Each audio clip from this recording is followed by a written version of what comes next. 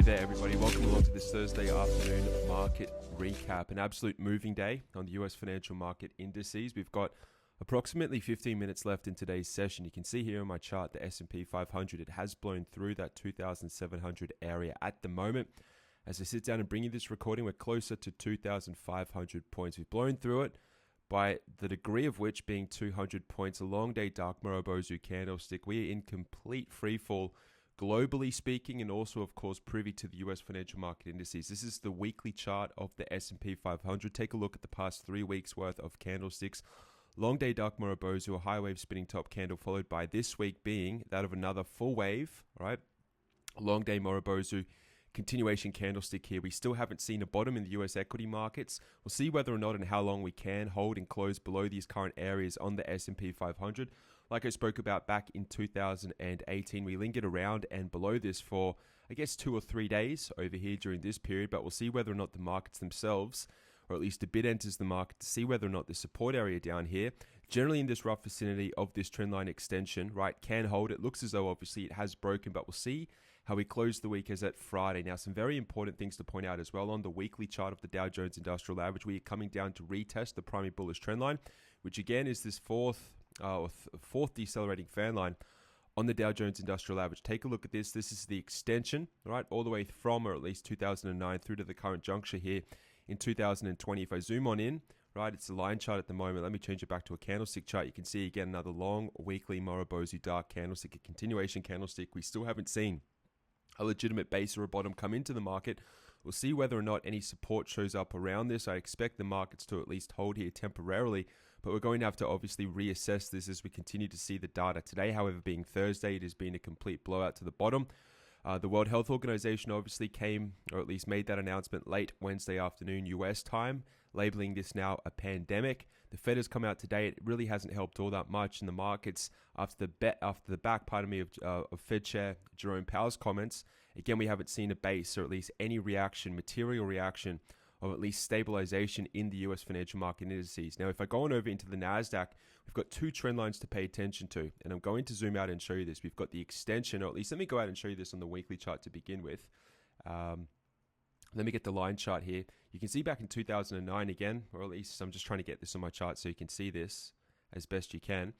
I'll go in one more fractal, but I hope you get the point. All right, I'm trying to draw or at least capture the 2009 period. We've had 1, 2, and 3. Pay attention to this third decelerating fan line. If you extend it out to the year 2016, this is where we began to see a little bit of fan line acceleration off from the third decelerating fan line. So this is the fork in the road just here in 2016, whereby the markets began to really move, right, in a parabolic state, or to this point anyway, a parabolic state to the upside on aggregate on a yearly basis. Now, if I zoom back into the candlesticks just here, you can still see 2016. This is the fork in the road whereby we started to at least set up that of an aggressive, or more so of an aggressive trend line, whereby we've come back down, we've bounced off this area. If you continue to look at this accelerating fan line, or from the third decelerating fan line, if I move my chart over and over and over, we're going 16, 17, 18, 19, and then obviously into 2020, where we are as at the close on Thursday, or very close to the close. You can see that we're retesting this accelerated fan line off from that third decelerated fan line for the first time. We did this again back in 2018. We'll see whether or not we can hold this area at 7,200. Again, just largely on the sidelines, watching this free fall happen, just waiting to position ourselves for what will be a bounce. Okay, whether it's at this price or at substantially lower prices, time will tell. If it's not going to be, or if there's not going to be any reaction off from this accelerating fan line. If I go back out into the weekly chart, I just wanted to show you this as well. I mean, my screen's all over the place here. Let me just try and get this into a better fractal for you if I can bring this up. The real macro bullish trend line is all the way down here at, say, 6,500 or 6,200 points. Let me just get that right, 6,200 odd points. So again, it's still 1,000 points below where we are. On the Nasdaq, we're seeing to a degree some markets at least, okay, at the very best, begin to retest those primary bullish trend lines. At the worst, they are capitulating through them at the moment, and they are providing no support whatsoever. I just wanted to point out that although the S&P 500, it may look the most bearish of the 3 closely followed US markets at this particular time, what we still haven't been able to achieve on this particular market is taking out the swing low back in December of 2018. So this again is a major point of distinction to make clear. On the S&P 500, this is coming in at about 2,350 points. So again, a further 150 points below where I assume we're going to close as at Thursday. Pay attention to this figure. This is very important to the continuation if there is going to be any of a macro bullish trend line, or at least the macro expansion. Obviously, at the moment, everything is being clobbered. But again, as fear is relatively heightened, as there is a degree of panic off from, of course, the World Health Organization's label yesterday. A long time coming labeling this that of a pandemic. I think a lot of people's emotional reactions to this essentially is to come on out of the gate and to sell and to sell and to sell. And that's really what's trickling through into Thursday's session at the moment. We have to see whether or not there is going to be a stabilization in price whatsoever, at least beginning on Friday as at tomorrow, but more so over the coming weeks. Okay, this is a very, very unpredictable and also volatile market at the moment. Again, it's best in my opinion just to sit on the sidelines and just see where the dust settles at this particular point, but really through to the close on Thursday. These markets are in a complete free fall. The Dow Jones Industrial Average, interestingly enough, has taken out that December 2018 swing low. So again, we're retesting, of course, the past swing low and that bullish macro trend line on the Dow Jones Industrial Average. The S&P, just to recap, has sliced through its primary bullish trend. However, we're still holding up above the swing low of December of 2018. And the Nasdaq, again, is coming back down to retest its accelerating fan line, where, again, the fork in the road began in 2016, whereby it started to leverage off from the primary bullish macro trend. And this is now the divergence between that accelerating fan line, pretty much at the current price at 7,273. And of course, that extension coming in down here at, say, 6,200 to 6,300 points. So this is now that divergence of the fork in the road that began in the calendar year anyway of 2016 over here. So we're going to have to see how this settles. At the moment, it's certainly, right, or through to the close or very close to the close. It's nowhere near settling at this point. We still don't have any real legitimate bullish reversal candlesticks, nor do we have any confirmation of a reversal whatsoever. Very firmly at this particular point, the bears are still in control. Net momentum is still very negative. In fact, we've seen an uptick on the daily histogram, which is indicating that there is separation between the fast line and, of course, the signal line over here, or the slow line on the MACD. If I show you this on the S&P 500 again, we've got another larger downtick for net momentum to the downside. The MACD is still continuing to push lower.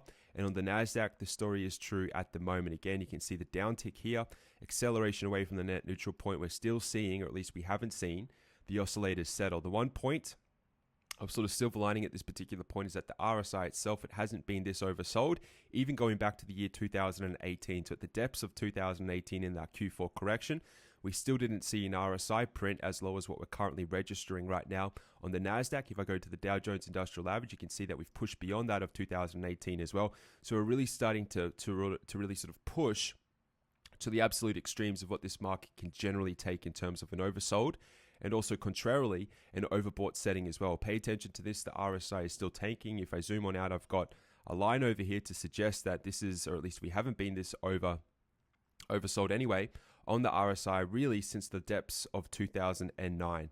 Okay, so we're going to obviously monitor this. If I go back out into the weekly charts, this is really what you need to focus on. Okay, this is going to indicate if there is going to be an intermediate bottom and a continuation, or at least a legitimate bounce off from this area. We still need to wait to see these oscillators flip. And as you can tell, they are nowhere near flipping at this point. You can see the weekly, or at least on the RSI, we're sort of somewhat moving into extreme oversold territory. The stochastics, it still has a long way to go. This is going to change, by the way, as at the close on Thursday. The MACD, it's still really pushing into net negative momentum. The Dow Jones Industrial Average, the same is true. So again, the waterfall sell-off is continuing. We're coming back down into some very important trend lines, whether that being accelerating trend lines off from the primary bullish trends, or actually retesting, right, the primary bullish trend on the Dow Jones Industrial Average, or the S&P overshooting its primary bullish trend but holding above the December 2018 lows. We are pretty much right now, if you can take anything away from this, that critical moment whereby we are going to just watch the markets, continue to watch the markets play out, really have not much invested whatsoever in this market, but again, just to remain level-headed, to be objective in the analysis, and to just wait and watch other people, right, emotionally respond to what is happening in the market. They're contributing again to this downside net momentum. But I assume over the coming sessions, we are going to see a pretty big reversal candlestick. Now, whether or not that is a legitimate candle, that is going to be the piece of the analysis that we speak about moving forward. But for the time being, you just have to assess this and take it for what it's worth, and just to come to the conclusion, obviously, the bears are still very much firmly in control, and we still haven't seen any support areas hold up at this particular time, or at least moving into the close as at Thursday. Now, I'm going to walk you through this again over the weekend, but this is critical, very, very critical. What happens around these spots are going to determine, obviously, what happens probably for the remainder of 2020, but also potentially into 2021 as well. Right? Not here to confuse or to concern anyone whatsoever.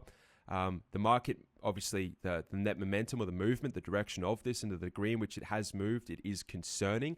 However, again, largely speaking and also broadly speaking, this is potentially still that of a flush out back into the primary bullish trend that, again, we've been calling for a number of months. Obviously, around these periods, people are going to freak out. That's exactly what is happening. Maybe they are overreacting. Of course, there's substance to that reaction. However, as indicated since 2009, if there is going to be a turning place or a turning location on the chart, it's going to happen pretty close to where we are currently trading at the moment. And obviously, it's not determined by one trading session. This is going to take a number of trading sessions or a number of weeks if we do see some stabilization in the financial markets. If we see, however, the bottom fall out of Thursday's candlestick, well, then the writing's on the wall that we are into that of a critical bear market correction. We've obviously pushed beyond that of 20% at the moment, but we did that again back in 2018. So it's too early to tell at this particular point.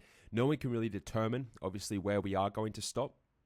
But at this point, I'm giving you logical areas as to where we would assume, right, institutional investors to start buying this dip. And I'm not calling it a dip in the sense of this being a dip or this being a dip here.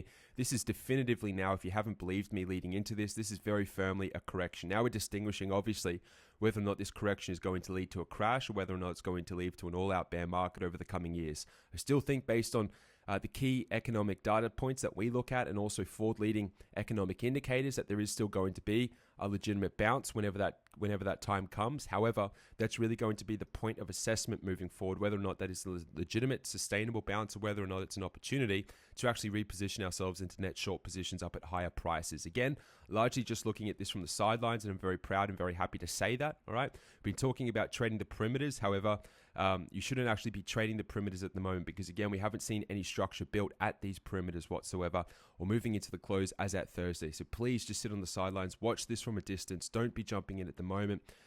Don't try and be or time the market, so to speak, without any confirmation. We haven't seen any confirmation whatsoever. The only confirmation that we have achieved is obviously a continuation during Thursday's session to the downside, which I assume very soon is going to exhaust itself, right? Just as everyone, or at least max fear, is at that extreme. Obviously, we are on a gauge or on a pendulum. We are so far into fear at the moment. It is off the charts. And again, this is very rare to see this in the financial markets. Now it's the determination of whether or not this is a run-of-the-mill, or at least an extension of a run-of-the-mill correction, or whether or not we're bordering on something like we saw right back at the beginning of the GFC in 2008. We'll see what happens and what price action does around these areas, but at the moment, markets are still in a free fall. If you have any questions, please email me, success@pivotpoint-trading.com. Otherwise, stay focused, stay clear, and pay attention to obviously what unfolds on Friday's session, whether or not there is a reaction or some form of a stabilization in these markets as we move into the weekend. Okay, emails obviously have been running hot at the moment. Shot to pieces on the amount of inquiries I've had. That's fantastic. I'm still getting back to everyone.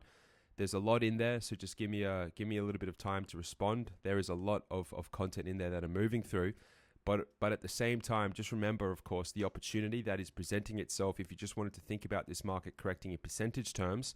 For those of you who have been active and have been rolling out of positions up here and have been generally just largely expecting some form of a correction that at this particular point has even overshot our wildest, right, forecasts and expectations as to how low price is going to drop, and also just how quickly we've got down to these current levels on the S&P closer to 2,500 points. So I'm going to leave it at that on Thursday, everyone. Critical trend lines, pay attention.